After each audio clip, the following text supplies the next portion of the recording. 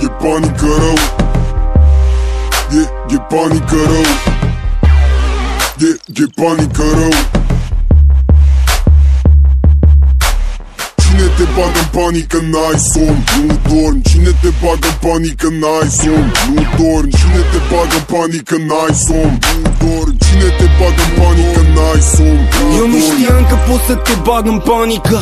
Lumea e funny, mă, eu nu sunt în banică. Nu-ți dau nimic fără, dar nu țin fanii pe bară. Că nu se întâmplă prima oară să încerce tot să mă tragă pe sfoară. Deci cine te pune să încerci să-mi intri sub piele? Că vrei tu să vezi ce e în capul meu și în visele mele. Adrenalină de genul, îți dau să-ți iau oxigenul. Să vină cineva odată să dezlege misterul, să afle cine te bagă în panică, n-ai somn, să vadă cine te bagă în panică, n-ai somn, să știe cine te bagă în panică. Panică rău. Să vadă cine te bagă în panică. Panică rău. Să afle cine te bagă în panică, n-ai somn. Să vadă cine te bagă în panică, n-ai somn.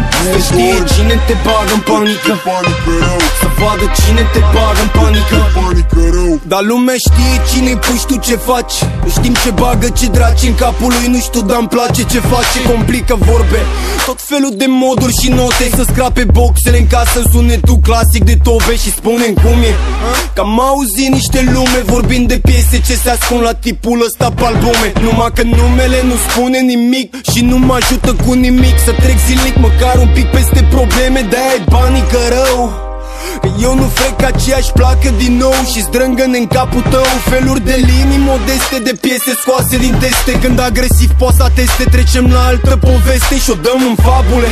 Că nu mai e cum știm noi bre și lumea care a fost odată s-a uitat poveștile. Nu vor să audă vreo frază, lor li se pare de groază. Deși nu mai contează, tot le e frică și nu vor să afle cine te bagă în panică, n-ai somn. Să vadă cine te bagă în panică, n-ai somn. Să știe cine te bagă în panică. Panică rău. Să vadă